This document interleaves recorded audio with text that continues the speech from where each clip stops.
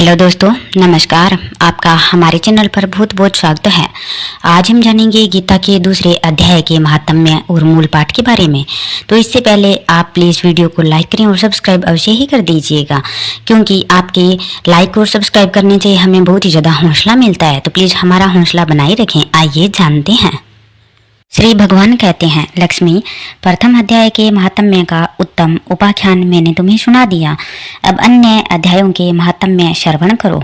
दक्षिण दिशा में वेदवेता ब्राह्मणों के पुरंदपुर नामक नगर में श्रीमान देव शर्मा नामक एक विद्वान ब्राह्मण रहते थे। वे अतिथियों के पूजक, स्वाध्यायशील, वेद शास्त्रों के विशेषज्ञ, यज्ञों का अनुष्ठान करने वाले और तपस्वियों के सदा ही प्रिय थे। उन्होंने उत्तम द्रव्यों के द्वारा अग्नि में हवन करके दीर्घ काल तक देवताओं को तृप्त किया, किंतु उन धर्मात्मा ब्राह्मण को कभी सदा रहने वाली शांति न मिली।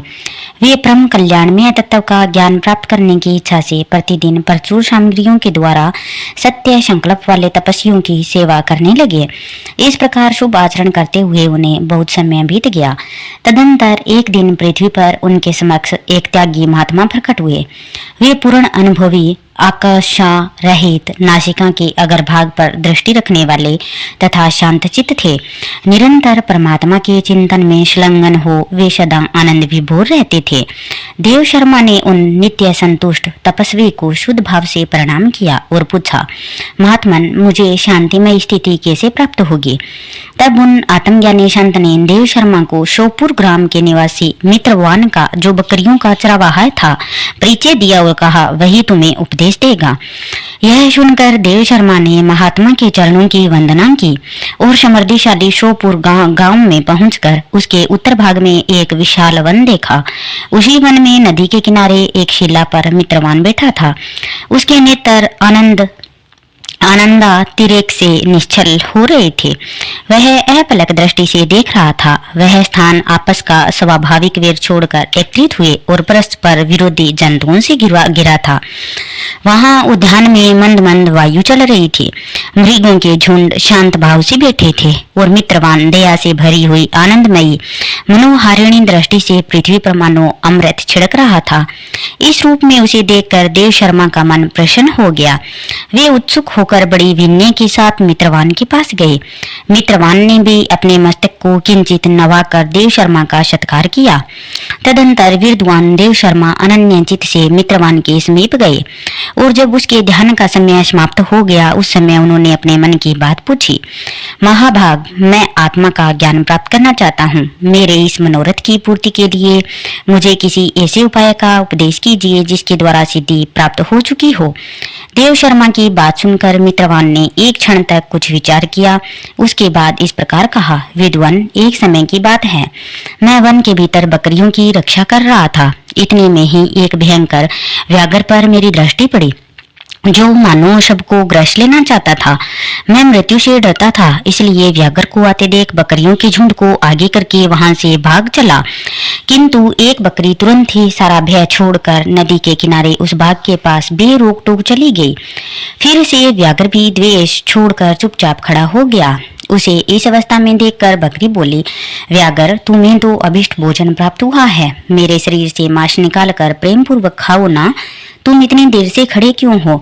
तुम्हारे मन में मुझे खाने का विचार क्यों नहीं हो रहा है?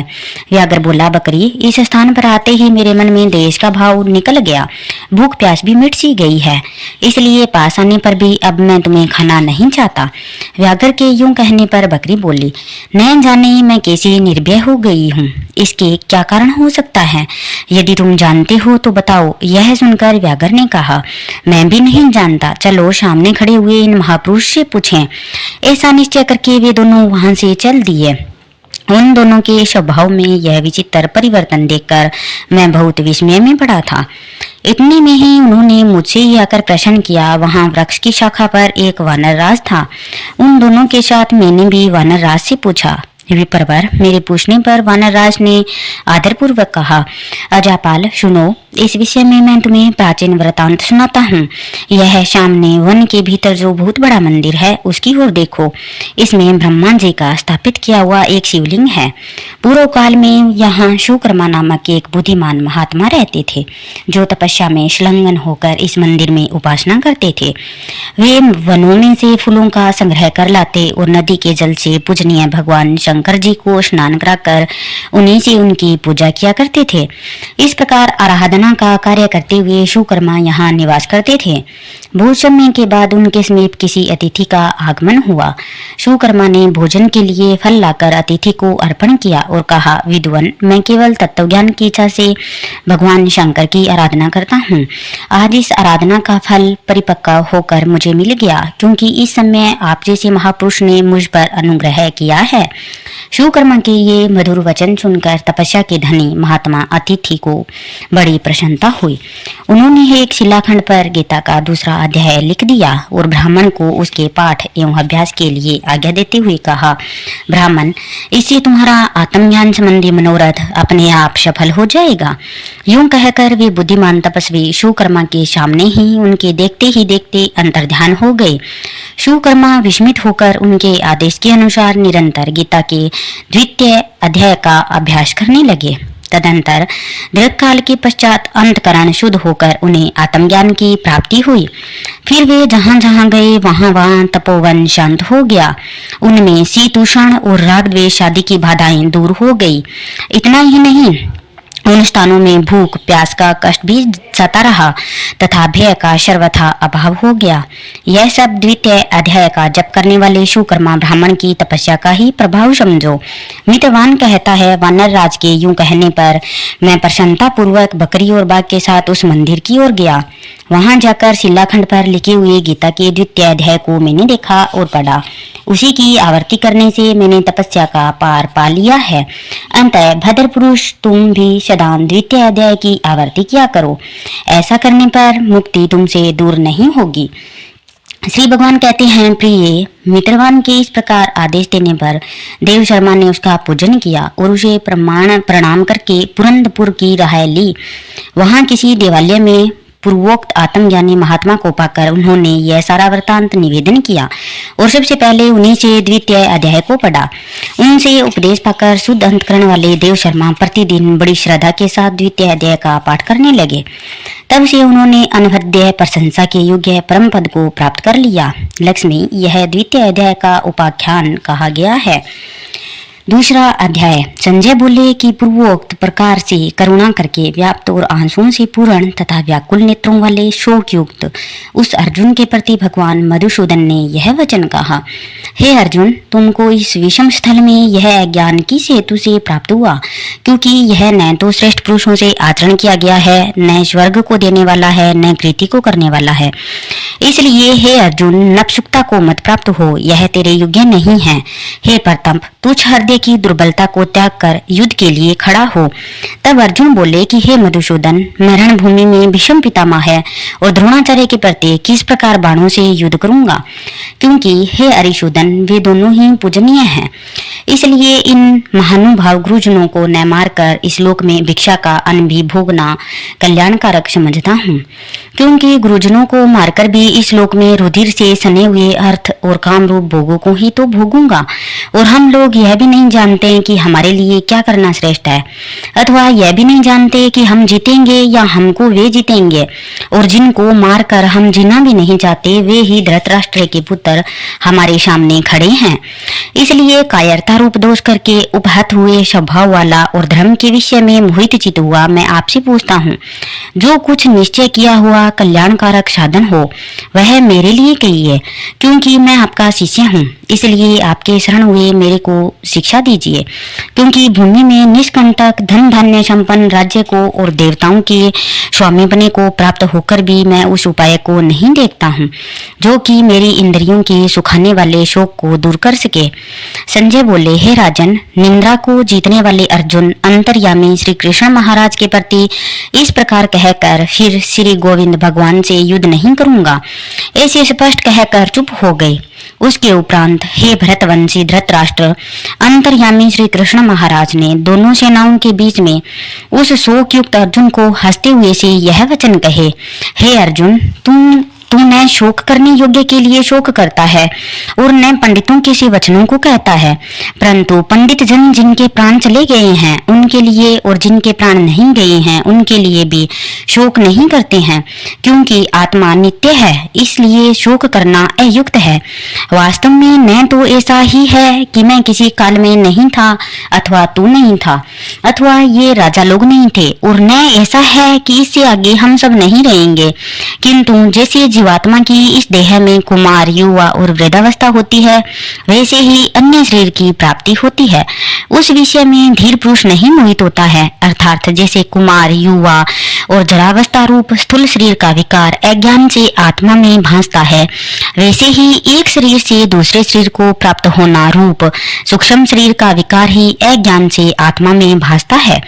इसलिए तत्व को जानने वाला धीर पुरुष इस विषय में नहीं मोहित होता है। हे कुंती पुत्र, सर्दी, गर्मी और सुख दुख को देने वाले इंद्रिय और विषयों के संयोग से क्षण भंगुर और अनित्य है, इसलिए हे भरतवंशी अर्जुन, उनको तुम सहन कर, क्योंकि हे पुरुष श्रेष्ठ, दुख सुख को समान समझने वाले जिस धीर पुरुष को ये इंद्रियों के विषय व्याकुल नहीं कर सकते हैं वह मोक्ष के लिए योग्य होता है। और हे अर्जुन, असत वस्तु का तो अस्तित्व नहीं है और सत का अभाव नहीं है। इस प्रकार इन दोनों का ही तत्वज्ञानी पुरुषों द्वारा देखा गया है। इस न्याय के अनुसार नाश रहित तो उसको जान कि जिससे यह संपूर्ण जगत व्याप्त है, क्योंकि इस अविनाशी का विनाश करने को कोई भी समर्थ नहीं है, और इस नाश रहित अप्रमेय नित्य स्वरूप जीवात्मा के ये सब शरीर नाशवान कहे गए हैं। इसलिए हे भरतवंशी अर्जुन, तुम युद्ध कर। जो इस आत्मा को मारने वाला समझता है तथा जो इसको मरा मानता है, वे दोनों ही नहीं जानते हैं, क्योंकि यह आत्मा मरता है और न मारा जाता है। यह आत्मा किसी काल में भी न जन्मता है न मरता है, अथवा न यह आत्मा हो करके फिर होने वाला है, क्योंकि यह अजन्मा, नित्य, शाश्वत और पुरातन है। शरीर के नाश होने पर भी यह नाश नहीं होता है। हे प्रथापुत्र अर्जुन, जो पुरुष इस आत्मा को नाश रहित, नित्य, अजन्मा और अव्यय जानता है, वह पुरुष कैसे किसको मरवाता है और कैसे किसको मारता है। और यदि तुम कहे कि मैं तो शरीरों के वियोग का शोक करता हूँ, तो यह भी उचित नहीं है, क्योंकि जैसे मनुष्य पुराने वस्त्रों को त्याग कर दूसरे नए वस्त्रों को ग्रहण करता है, वैसे ही जीवात्मा पुराने शरीरों को त्याग कर दूसरे नए शरीरों को प्राप्त होता है। हे अर्जुन, इस आत्मा को शस्त्र आदि नहीं काट सकते हैं, न इसको आग जला सकती है, और इसको जल गिल्ला नहीं कर सकता है, और वायु सुखा नहीं सकता है, क्योंकि यह आत्मा अच्छेद्य है और वायु इसे नहीं सुखा सकती है। यह आत्मा अधन, अकेत्य और अशोष्य है, तथा यह आत्मा निसंदेह, नित्य, सर्वव्यापक, अचल, स्थिर रहने वाला और सनातन है। यह आत्मा अव्यक्त अर्थात इंद्रियों का अविषय, और यह आत्मा अचिंतनीय अर्थात मन का अविषय, और यह आत्मा विकार रहित अर्थात न बदलने वाला कहा गया है। इससे हे अर्जुन, इस आत्मा को ऐसा जानकर तू शोक करने योग्य नहीं है, अर्थात तुझे शोक करना उचित नहीं है। यदि तू इसको सदा जन्मने और सदा मरने वाला माने तो भी हे अर्जुन, इस प्रकार शोक करने को योग्य नहीं है, क्योंकि ऐसा होने से जन्मने वाले की निश्चित मृत्यु और मरने वाले का निश्चित जन्म होना सिद्ध हुआ। इससे भी तुम इस बिना उपाय वाले विषय में शोक करने को योग्य नहीं है। यह भीष्मादिकों के शरीर माया में होने से अनित्य है, इससे शरीरों के लिए भी शोक करना उचित नहीं, क्योंकि हे अर्जुन, संपूर्ण प्राणी जन्म से पहले बिना शरीर वाले और मरने के बाद भी बिना शरीर वाले ही हैं, केवल बीच में ही शरीर वाले प्रतीत होते हैं। फिर उस विषय में क्या चिंता है? हे अर्जुन, यह आत्म तत्व बड़ा गहन है, इसलिए कोई महापुरुष ही इस आत्मा को आश्चर्य की जोन देखता है, और वैसे ही दूसरा कोई महापुरुष ही आश्चर्य की जोन इसके तत्व को कहता है, और दूसरा कोई ही इस आत्मा को आश्चर्य की जोन सुनता है, और कोई सुनकर भी इस आत्मा को नहीं जानता। हे अर्जुन, यह आत्मा सबके शरीर में सदा ही अवध्य है, यानी कि जिसका वध नहीं किया जा सके। इसलिए संपूर्ण भूत प्राणियों के लिए तू शोक करने को योग्य नहीं है और अपने धर्म को देखकर भी तू भय करने को योग्य नहीं है, क्योंकि धर्म युक्त युद्ध से बढ़कर दूसरा कोई कल्याणकारक कर्तव्य क्षत्रिय के लिए नहीं है।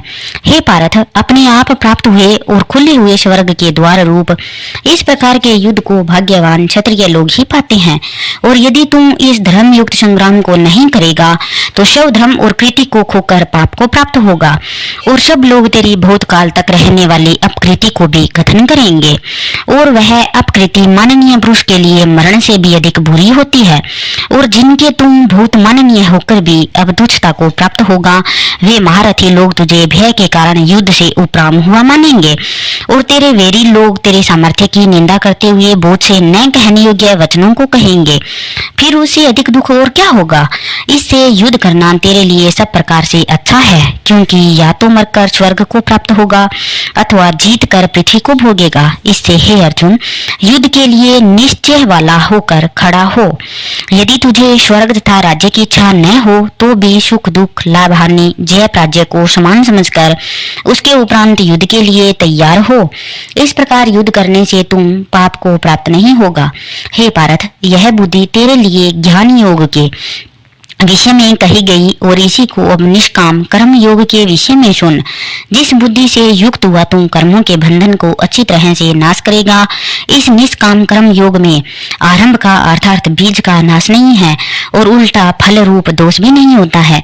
इसलिए इस निष्काम कर्म योग रूप धर्म का थोड़ा भी साधन जन्म मृत्यु रूप महान भय से उद्धार कर देता है। हे अर्जुन, इस कल्याण मार्ग में निश्चयात्मक बुद्धि एक ही है और अज्ञानी पुरुषों की बुद्धियां बहुत भेदों वाली अनंत होती है। हे अर्जुन, जो सहकामी पुरुष केवल फलश्रुति में प्रीति रखने वाले, स्वर्ग को ही परम श्रेष्ठ मानने वाले, इससे बढ़कर और कुछ भी नहीं है, ऐसे कहने वाले हैं, वे अविवेकी जन्म रूप कर्म फल को देने वाले और भोग तथा ऐश्वर्य की प्राप्ति के लिए बहुत सी क्रियाओं के विस्तार वाले। इस प्रकार की जिस दिखाऊ शोभा युक्त वाणी को कहते हैं, उस वाणी द्वारा हरे हुए चित्त वाले तथा भोग और ऐश्वर्य में आसक्ति वाले उन पुरुषों के अंतकरण में निश्चयात्मक बुद्धि नहीं होती है। हे अर्जुन, सब वेद तीनों गुणों के कार्य रूप संसार को विषय करने वाले अर्थात प्रकाश करने वाले हैं। इसलिए तुम असंसारी अर्थात निष्कामी और सुख दुख आदि द्वंद्वों से रहित नित्य वस्तु में स्थित तथा योग यानी कि अप्राप्त की प्राप्ति का नाम है योग है, और क्षेम जो कि प्राप्त वस्तु की रक्षा का नाम क्षेम है। योग व क्षेम को न चाहने वाला और आत्मप्रायण हो, क्योंकि मनुष्य का सब ओर से परिपूर्ण जलाशय के प्राप्त होने पर छोटी जलाशय में जितना प्रयोजन रहता है, अच्छी प्रकार ब्रह्मा को जानने वाले ब्राह्मण का भी सब वेदों में उतना ही प्रयोजन रहता है। अर्थात जैसे बड़े जलाशय के प्राप्त हो जाने पर जल के लिए छोटे जलाशयों की आवश्यकता नहीं रहती है, वैसे ही ब्रह्मानंद की प्राप्ति होने पर आनंद के लिए वेदों की आवश्यकता नहीं रहती है।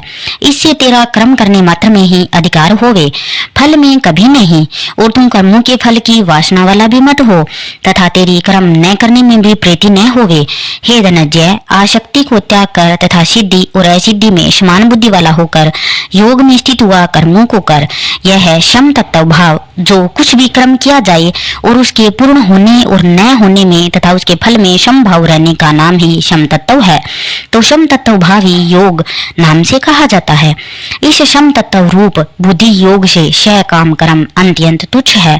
इसलिए हे धनंजय, सम तत्व बुद्धि योग का आश्रय ग्रहण कर, क्योंकि फल की वासना वाले अत्यंत दीन है। सम तत्व बुद्धि युक्त पुरुष पुण्य पाप दोनों को इस लोक में ही त्याग देता है, अर्थात उनसे लिपायमान नहीं होता है। इससे सम तत्व बुद्धि योग के लिए ही चेष्टा कर।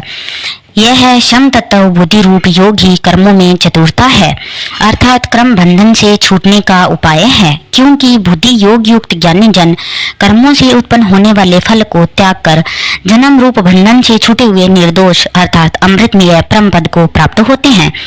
हे अर्जुन, जिस काल में तेरी बुद्धि मोह रूप दलदल को बिल्कुल तर जाएगी तब तुम सुनने योग्य और सुने हुए को वैराग्य को प्राप्त होगा। जब तेरी अनेक प्रकार के सिद्धांतों को सुनने से विचलित हुई बुद्धि परमात्मा के स्वरूप में अचल और स्थिर ठहर जाएगी, तब तुम समतत्व रूप योग को प्राप्त होगा। इस प्रकार भगवान के वचनों को सुनकर अर्जुन ने पूछा, हे केशव, समाधि में स्थित स्थिर बुद्धि वाले पुरुष का क्या लक्षण है? और स्थिर बुद्धि पुरुष कैसे बोलता है, कैसे बैठता है, कैसे चलता है? उसके उपरांत श्री कृष्ण महाराज बोले, हे अर्जुन, जिस काल में यह पुरुष मन में स्थित संपूर्ण कामनाओं को त्याग देता है, उस काल में आत्मा से ही आत्मा में संतुष्ट हुआ स्थिर बुद्धि वाला कहा जाता है। तथा दुखों की प्राप्ति में उद्वेग रहित है मन जिसका, और सुखों की प्राप्ति में दूर हो गई है सरफा जिसकी, तथा नष्ट हो गई है राग, भय और क्रोध जिसके, ऐसा मुनि स्थिर बुद्धि वाला कहा जाता है। जो पुरुष सर्वत्र स्नेह रहित हुआ, उन शुभ तथा अशुभ वस्तुओं को प्राप्त होकर न प्रसन्न होता है, न द्वेष करता है, उसकी बुद्धि स्थिर है। और कछुआ अपने अंगों को जैसे समेट लेता है, वैसे ही यह पुरुष जब सब ओर से अपने इंद्रियों के विषय से समेट लेता है, तब उसकी बुद्धि स्थिर होती है। इसी प्रकार यद्यपि इंद्रियों के द्वारा विषयों को न ग्रहण करने वाले पुरुष के भी केवल विषय तो निवृत्त हो जाते हैं, परंतु राग नहीं निवृत्त होता है। इस पुरुष का तो राग भी परमात्मा को साक्षात करके निवृत्त हो जाता है। और हे अर्जुन, जिससे कि यत्न करते हुए बुद्धिमान पुरुष के भी मन को यह प्रमथन स्वभाव वाली इंद्रियां बलात् हार लेती है। इसलिए मनुष्य को चाहिए कि उन संपूर्ण इंद्रियों को वश में करके समाहित चित हुआ मेरे प्रायण स्थित होवे, क्योंकि जिस पुरुष के इंद्रियां वश में होती है, उसकी ही बुद्धि स्थिर होती है। हे अर्जुन, मन सहित इंद्रियों को वश में करके मेरे प्रायण न होने से मन के द्वारा विषयों का चिंतन होता है, और विषयों को चिंतन करने वाले पुरुष की उन विषयों में आसक्ति हो जाती है, और आसक्ति से उन विषयों की कामना उत्पन्न होती है, और कामना में विघ्न पड़ने से क्रोध उत्पन्न होता है, क्रोध से अविवेक अर्थात मूढ़ भाव उत्पन्न होता है, और अविवेक से स्मरण शक्ति भ्रमित हो जाती है, और स्मृति के भ्रमित हो जाने से बुद्धि अर्थात ज्ञान शक्ति का नाश हो जाता है, और बुद्धि के नाश होने से यह पुरुष अपने श्रेय साधन से गिर जाता है। परंतु स्वाधीन अंतःकरण वाला पुरुष राग द्वेष से रहित अपने वश में की हुई इंद्रियों द्वारा विषयों को भोगता हुआ अंतःकरण की प्रसन्नता अर्थात स्वच्छता को प्राप्त होता है। उस निर्मलता के होने पर इसके संपूर्ण दुखों का अभाव हो जाता है, और उस प्रसन्न चित्त वाले पुरुष की बुद्धि शीघ्र ही अच्छी प्रकार स्थिर हो जाती है। हे अर्जुन, साधन रहित पुरुष के अंतःकरण में श्रेष्ठ बुद्धि नहीं होती है, और उस अयुक्त के अंतःकरण में आस्तिक भाव भी नहीं होता है, और बिना आस्तिक भाव वाले पुरुष को शांति भी नहीं होती है। फिर शांति रहित पुरुष को सुख कैसे हो सकता है? क्योंकि जल में वायु नाव को जैसे हर लेता है, वैसे ही विषयों में विचरती हुई इंद्रियों के बीच में जिस इंद्रिय के साथ मन रहता है, वह एक ही इंद्रिय इस अयुक्त पुरुष की बुद्धि को हरण लेती है। इससे हे महाबाहो, जिस पुरुष की इंद्रियां सब प्रकार इंद्रियों के विषयों से वश में की हुई होती है, उसकी बुद्धि स्थिर होती है।